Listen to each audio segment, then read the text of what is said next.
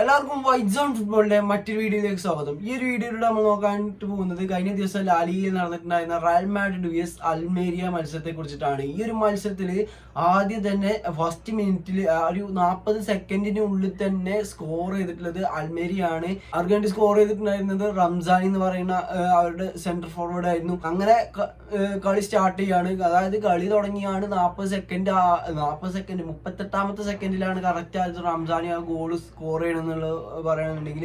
അപ്പോൾ അങ്ങനെ സ്റ്റാർട്ട് അൽമേരിക്ക് കിട്ടുകയാണ്. പക്ഷെ ഫസ്റ്റ് ഹാഫത്തെ റയൽ മാഡ്രിഡിന്റെ പെർഫോമൻസ് കണ്ടാൽ ആർക്കും ഇങ്ങനൊരു 3-2 വിജയം റയൽ മാഡ്രിഡിന് നേടിയെടുക്കാൻ കഴിയുന്നുള്ളത് പറയാൻ കഴിയില്ല. അത്രയും ഒരു മോശപ്പെട്ട പെർഫോം ആയിരുന്നു റയൽ മാഡ്രിഡ് കാഴ്ചവെച്ചിട്ടുണ്ടായിരുന്നത്.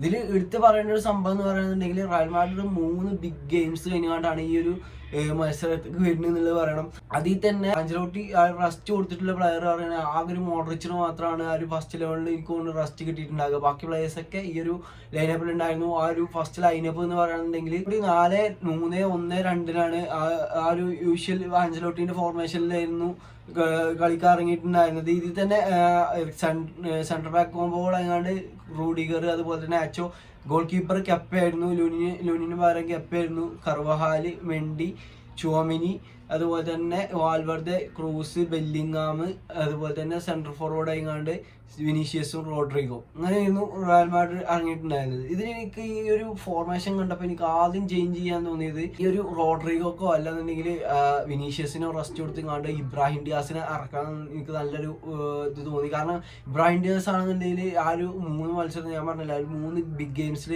അധികം പ്ലേയിങ് ടൈം കിട്ടാത്തൊരു പ്ലെയറാണ്. പ്ലേയിങ് ടൈം കിട്ടിയതൊക്കെ മൂപ്പര് മുതലാക്കി ചെയ്തിട്ടുണ്ട്. അപ്പോൾ ഡിസർവിങ് ആയിട്ടുള്ള സ്പോട്ടാണ്. അപ്പോൾ ആദ്യ ലെവലിൽ ഒരു സ്പോട്ട് ഈ ഒരു മത്സരത്തിൽ ഇബ്രാഹിം ഡിയാസിന് കൊടുക്കായിരുന്നു എന്ന് എനിക്ക് തോന്നുന്നത്. അങ്ങനെ കുറച്ച് മാറ്റങ്ങൾ ഇതിൽ വ്യക്തമായിരുന്നു എന്നാണ് എനിക്ക് തോന്നുന്നത്. സെക്കൻഡ് ഹാഫിൽ വന്നപ്പോൾ കുറെ ചേഞ്ചസുകൾ റയൽ മാഡ്രിഡ് വരുത്തിയിട്ടുണ്ടായിരുന്നു. ഇതിൽ തന്നെ ആദ്യത്തെ 2 ഗോളുകൾ എന്ന് പറയുകയാണെന്നുണ്ടെങ്കിൽ ആ ഒരു രണ്ടാമത്തെ ഗോളിനെ കുറിച്ച് സംസാരിക്കാം. ഏകദേശം 43ാമത്തെ മിനിറ്റിലാണ് ആ 2ാം ഗോൾ വരുന്നത്. ആ ഒരു ഗോൾ അടിച്ചിട്ടുണ്ടായിരുന്നത് എഡ്ഗർ ഗോൺസാലസ് എന്ന് പറയുന്ന പ്ലെയർ ആണ് ഈ ഒരു അൽമേരിയക്ക് വേണ്ടി സ്കോർ ചെയ്തിട്ടുള്ളത്. അൽമേരിയ നല്ല രീതിയിൽ തന്നെ അതുവരെയൊക്കെ നല്ല രീതിയിൽ തന്നെ ഡിഫെൻഡ് ചെയ്യുന്നുണ്ടായിരുന്നു. ഒരു ഫസ്റ്റ് ഹാഫിൽ ഈ ഒരു അൽമേരിയന്റെ ഡിഫൻസിനെ കുറിച്ച് പറയുകയാണെന്നുണ്ടെങ്കിൽ ഫസ്റ്റ് ഹാഫിൽ റയൽ മാഡ്രിഡിന് ഒരു ഷോട്ട് ഓൺ ടാർഗറ്റ് പോലും ആ ഒരു പോസ്റ്റിലേക്ക് ഒതുക്കാൻ കഴിഞ്ഞിട്ടില്ല എന്നുള്ളത് എടുത്തു പറയേണ്ട ഒരു സംഭവമാണ്. അങ്ങനെ പോയിട്ടുണ്ടായിരുന്ന ഒരു മത്സരമാണ് റയൽ മാഡ്രിഡ് കംബാക്ക് അടിച്ചിട്ടുണ്ടായിരുന്നത്. അപ്പോൾ ഈ ഒരു 40ാമത്തെ മിനിറ്റിലൊക്കെ റയൽ മാഡ്രിഡ് പതുക്കെ കളിക്ക് ഇങ്ങനെ തിരിച്ചു വരുന്ന ടൈമാണ്. ആ ടൈമിൽ പെട്ടെന്ന് പോയിങ്ങാണ്ട് ഒരു കിണ്ണം കാച്ചി ലോങ് റേഞ്ചർ ഗോളാണ് ഈ ഒരു എഡ്ഗർ ഗോൺസാലസ് അടിച്ചിട്ടുണ്ടായിരുന്നത്. ടൈറ്റ് ആംഗിളിൽ നിന്നാണ് ആ ഒരു പോസ്റ്റിന്റെ കറക്റ്റ് ടോപ്പ് കോർണർക്കാണ് ആ ഒരു ഗോൾ എന്ന് കയറിയിട്ടുണ്ടായിരുന്നത്. 2ാമത്തെ ഗോളിലൊക്കെ എടുത്ത് പറയുകയാണെന്നുണ്ടെങ്കിൽ നാച്ചോന്റെ റിഫ്ലക്ഷൻ ഉണ്ട്. അതുകൊണ്ട് തന്നെയാണ് കെപ്പ സേവ് ചെയ്ത് ഇത് മാറിപ്പോയത്, ഒരു ആംഗിൾ മാറിപ്പോയത് എന്ന് എനിക്ക് തോന്നുന്നത്.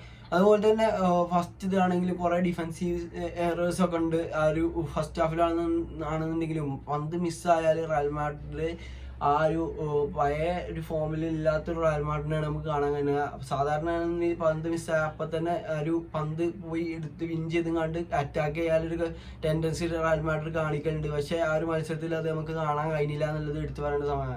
2-0 എന്നുള്ള ആ ഒരു അൽമേരിയക്ക് ക്രൂഷ്യൽ ആയിട്ടുള്ള ആ ഒരു 20ാം സ്ഥാനക്കാർക്ക് ഒരു 1ാം സ്ഥാനം ഒരു ലാലിഗ വിന്നേഴ്സ് ആകുന്ന തോന്നിപ്പോകുന്ന ആ ഒരു റയൽ മാഡ്രിഡിനോട് കിട്ടാവുന്നതിൽ വെച്ച് ഏറ്റവും നല്ലൊരു റിസൾട്ടാണ് ആ ഒരു ഫസ്റ്റ് ഹാഫ് കഴിഞ്ഞപ്പോൾ ഈ ഒരു അൽമേരിയക്ക് കിട്ടിയിട്ടുണ്ടായിരുന്നത്. 2-0 നല്ലൊരു ലീഡിൽ ആ ഒരു മത്സരം വിജയിച്ച് നിൽക്കണം ഇപ്പോൾ ഈ ഒരു അൽമേരിയ സൈഡ് എന്ന് പറയുകയാണെന്നുണ്ടെങ്കിൽ.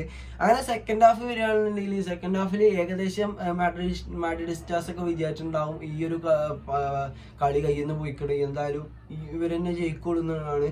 അങ്ങനെ സെക്കൻഡ് ഹാഫ് വന്നപ്പോൾ റയൽ മാഡ്രിഡിന്റെ കളി ടോട്ടലി ചേഞ്ച് ആയി. നമുക്ക് ആ യൂഷ്വൽ റയൽ മാഡ്രിഡിനെ കാണാൻ കഴിഞ്ഞു. അങ്ങനെ കുറെ ഇത് ഉണ്ടാക്കാൻ കഴിഞ്ഞു. അതിൽ തന്നെ എടുത്തു പറയേണ്ട സംഭവം റയൽ മാഡ്രിഡ് ആദ്യമായിട്ട് സ്കോർ ചെയ്തിട്ടുണ്ടായിരുന്നത് ഒരു പെനാൾട്ടിയിലൂടെയാണ്. ഈ ഒരു പെനാൾട്ടി കൊടുത്തിട്ടുണ്ടായിരുന്നത് ഒരു ഹാൻഡ് ബോളിലൂടെയാണ്. ഒരു ഹോസ്റ്റലിൽ ഹെഡ് ചെയ്യുന്നതിന് മുന്നേ അൽമേരിയൻ പ്ലെയറിന്റെ കൈ തട്ടിങ്ങാണ്ടാണ് ആ ഒരു ബോൾ പോയിരുന്നത്. വാർ ചെക്ക് ചെയ്തുങ്ങാണ്ട് ഈ ഒരു റയൽ മാഡ്രിഡിന് ആദ്യമായിട്ടൊരു പെനാൾട്ടി കിട്ടാൻ, അങ്ങനെ റയൽ മാഡ്രിഡിന് ഈ ഒരു മത്സരത്തേക്ക് തിരിച്ചു വരാനുള്ളൊരു പോസിബിലിറ്റി, ഒരു വാതിൽ തുറക്കുകയാണ്. അതായത് ഈ ഒരു മത്സരം നടക്കുന്നത് സാന്റിയാഗോ ബെർണാബിലാണെന്നുള്ളത് നമ്മൾ എടുത്ത് പറയേണ്ട ഒരു കാര്യമാണ്. കാരണം സാന്റിയാഗോ ബെർണാബിൽ ചെന്നുങ്ങാണ്ട് ഈ ഒരു 2 ഗോളുകൾ 20ാം സ്ഥാനക്കാർ അടിച്ചിട്ടുണ്ടെന്നുണ്ടെങ്കിൽ അത് അത്രയും ഇതിലായിരുന്നു റയൽ മാഡ്രിഡ് എന്ന് വേണമെങ്കിൽ നമുക്ക് പറയാം. അങ്ങനെ ഈ ഒരു പെനാൾട്ടി എടുത്തിട്ടുണ്ടായിരുന്നത് ജൂഡ് ബെല്ലിംഗാമാണ്. ബെല്ലിംഗാം ആ ഒരു ഷോർട്ട് സെന്ററിലേക്ക് നിർത്തുങ്ങാണ്ട് നല്ല രീതിയിൽ തന്നെ ഒരു എനിക്കൊണ്ട് ഈ ഒരു 2024 എന്നുള്ള ഇയറിൽ ഈ ഒരു ജൂഡ് ബെല്ലിംഗാം ഗോളൊന്നും അടിച്ചിട്ടില്ല. അപ്പോൾ ബെല്ലിംഗാം ഈ ഒരു പെനാൾട്ടിയിലൂടെ ആദ്യ ഗോൾ കണ്ടെത്തുകയാണ്. അങ്ങനെ റയൽ മാഡ്രിഡ് കളിയിലേക്ക് തിരിച്ചു വരാണ് 2-1 എന്നുള്ള സ്കോറിന്. അങ്ങനെ 50ാമത്തെ മിനിറ്റിലാണ് ആ ഒരു ഗോൾ വന്നിട്ടുണ്ടായിരുന്നത്.